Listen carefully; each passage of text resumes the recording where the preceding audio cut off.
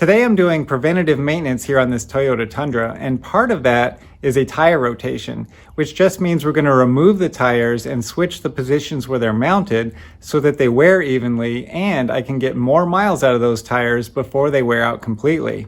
So in today's episode of Tool Demos, I'll show you how I do this job so that you can do it in your garage or even in your driveway with regular hand tools.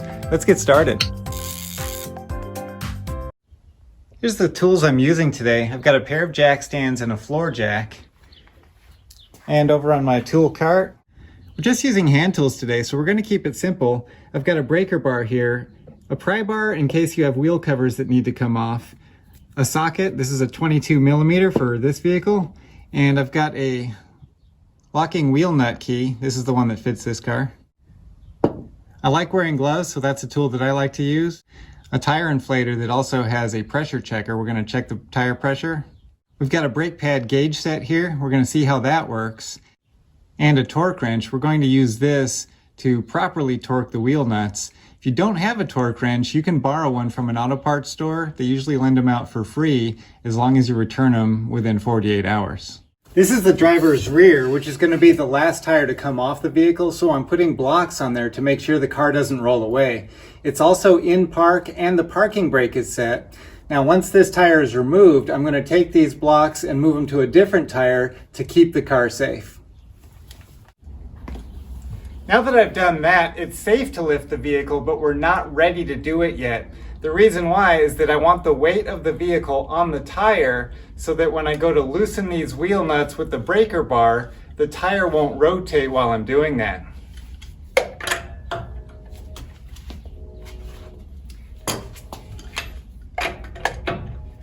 You can see I've got the breaker bar in this location here, going this direction. That way I can push down using my body weight and I don't have to pull up, possibly hurting my back when I'm doing that. So I like to push down on all those wheel nuts. Now I'm going to finish this wheel here and go all the way around the vehicle because I've got the tool in hand, so I'm just going to get all of that done and then we can go ahead and lift it up. All right, I've got my jack centered underneath the frame there, and you can see that it's a great place to lift a pickup truck because it's a very strong piece of the car. I can also leave a little bit of room for my jack stand. Go up just a bit more.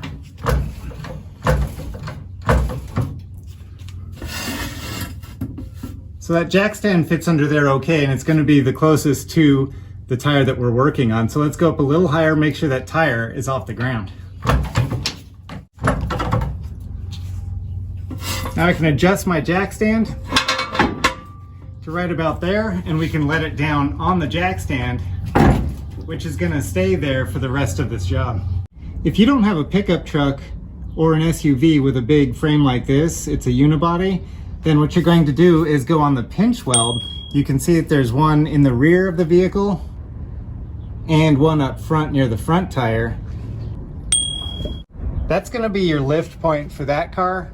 And then also that little divot there in your jack stand is designed to put the pinch weld right in there to make sure your car doesn't go anywhere. With the jack stand firmly in place, I can lower my jack and pull it out. Now I'm going to go up here and give the car a shake to make sure that this jack stand is properly situated on the frame and also all four on the floor. It is, so now we're safe to work on it. Our tire is just above the ground, a couple inches up, and that's all you need. Let's go ahead and take this off. Now that these wheel nuts are broken loose, I can use my breaker bar, but I can turn it this way and just kind of spin it out like you would a screwdriver.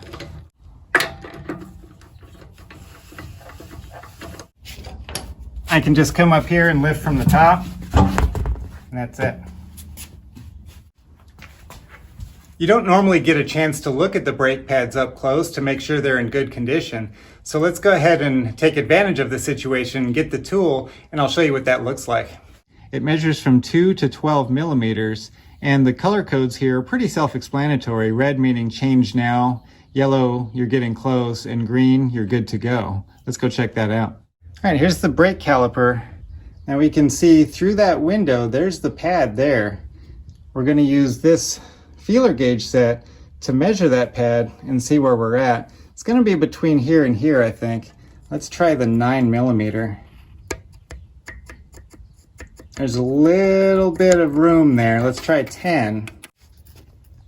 It looks like we're right at 10mm, so that is well within the green. These pads are good. I don't see any other abnormalities here with the rotor, the caliper, or the pads. Everything looks really good.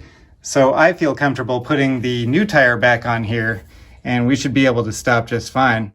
Now, as I go around the car removing the tires, I'm going to be checking the brakes at all 4 corners to make sure that all of them are just as good as this one. And if they are, we'll be good to go. There are a lot of different patterns to use when you're rotating tires. The pattern that I like to use on most cars is to bring the rear tires up to the front and keep them on the same side that they were on. And then those front tires are going to cross to the other side as they go back. Now, one word of warning, if you have directional tires, you'll see that on the side of the tire, it's got a rotation arrow. That is not something that you can cross to the other side. On that car, there would be 2 right tires and 2 left tires, so you can only move from front to back, never cross those. These tires are not directional, so I'm going to cross them when I get to that point. But first, let's take this tire and move it up to the front. Okay, the jack is down and the weight is on the jack stand, so it's safe now to take the tire off.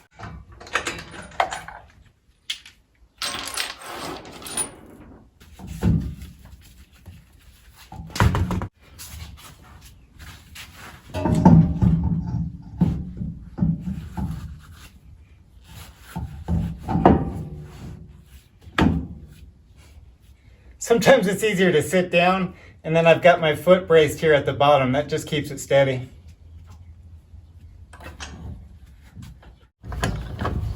Just gonna get these nuts as tight as you can by hand before the wheel starts spinning. And then just give it one extra pop. Like that.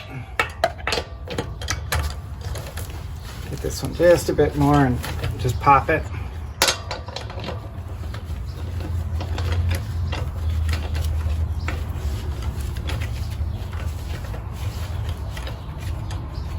Pop it.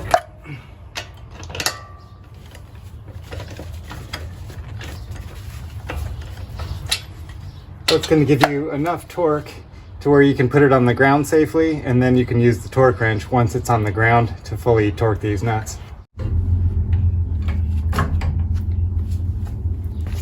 Just taking the weight off of this stand, I can pull it down and pull it out.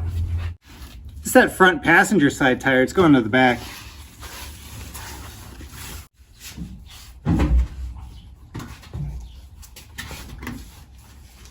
All right, now this rear tire is going to move up to this front position, and I'll go ahead and mount that rear tire.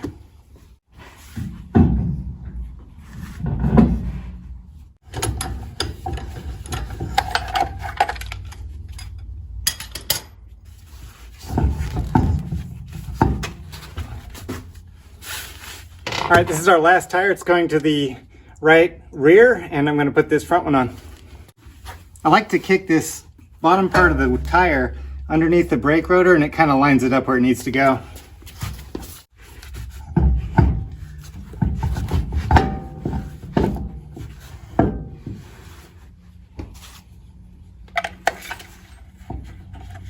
We're back to where we started now, so this is going to be the last one to go on. Then we're almost done. I've been using these OTC jack stands for a little while now, and I like them a lot. I used to have the same ones everyone else had, those 6-ton gray Harbor Freight jack stands. And there was a recall on them. And that's when I said, no more. I'm not going to trust my safety to an inferior jack stand. OTC is a brand that I am able to trust. They're a little bit more expensive, but I think it's quite worth it.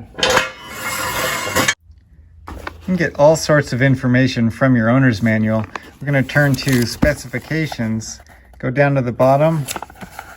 Tells us the wheel size and the wheel nut torque. Two different types of wheels. We've got aluminum, so 97 foot-pounds is what they call for on this vehicle. Check your owner's manual and you'll see what they require on yours. So I'm going to be using this split beam torque wrench. It's a 1/2-inch drive. Now split beam works a little bit differently than what you're used to seeing perhaps with the micrometer style. We're going to unlock the scale and then turn the scale down to the torque setting we want and then lock it back into place. So now it's good to go. And we can leave this way. It doesn't have to be set back to 0 or anything. So that's why I like using this one for wheels. All right, I've got this torque wrench now. It's set up for the 97 foot-pounds that we found in the owner's manual. I'm going to do just like we did with the breaker bar. And I'm going to push down on it. So I'm using my own weight to make sure that I'm not pulling and hurting my back. When it clicks, you're done.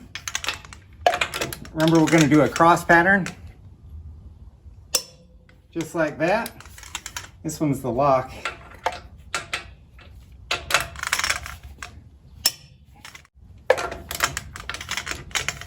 I really like this torque wrench. If you'd like to buy a torque wrench like this, I'll leave a link in the description for the Amazon page. All of these tools that I'm using are available on Amazon, so I'll actually link all of those for you so you can check them out for yourself. We're almost done now. I'm just going to check the tire pressure in each one of those tires. Now this is an inflator and tire pressure gauge, so I'm going to use this to check it. I'm filming this in spring, which means the temperatures are going up. That also means the air pressure in the tires are going up. When it gets warmer, that's what happens. So I might have to let some air out of the tires to get within spec. Let's go check the driver's door to see what those specs are. Okay, right here at the driver's door, we're gonna check inside the B-pillar, and there's a sticker right inside here that tells us recommended tire pressure.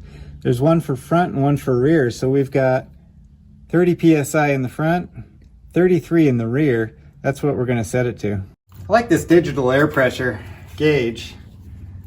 I find it to be more accurate than the stick kind or the dial kind with the needle. I've had those fail on me before and I don't like that, so I like this gauge a lot better. So I'm going to check all the air pressure in all of the other tires, and I often ask people, how many tires does your car have? And if they say 4, usually I'll remind them that there's a spare tire back there. This one is near the rear bumper here in the back. So I'm going to check the air pressure there, and that way if we have any problems on the road, we'll be okay.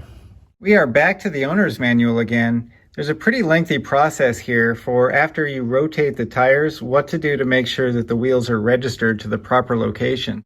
Let's look for the reset button here for this Tundra. It's just here at the lower right, just above the gas pedal. This reset button needs to be pushed 3 times, and then you have to follow the procedure that's in the owner's manual. It's pretty long, so we're not going to go over that whole process, but this is something that you do need to do on your car if it has TPMS sensors, and most cars after 2006 do have those sensors. That was pretty easy, and it's satisfying to know that there's something you can do yourself to make sure your car is always in tip-top shape. The last thing to do now is to take a test drive to make sure everything is all right. I think that's a pretty good excuse to take Mrs. S out on a date. So let me go get cleaned up and I'll see you next time. Thanks for watching. To stay up to date on future videos just like this one, click here. And click over here to start binge watching tool demos. I won't judge.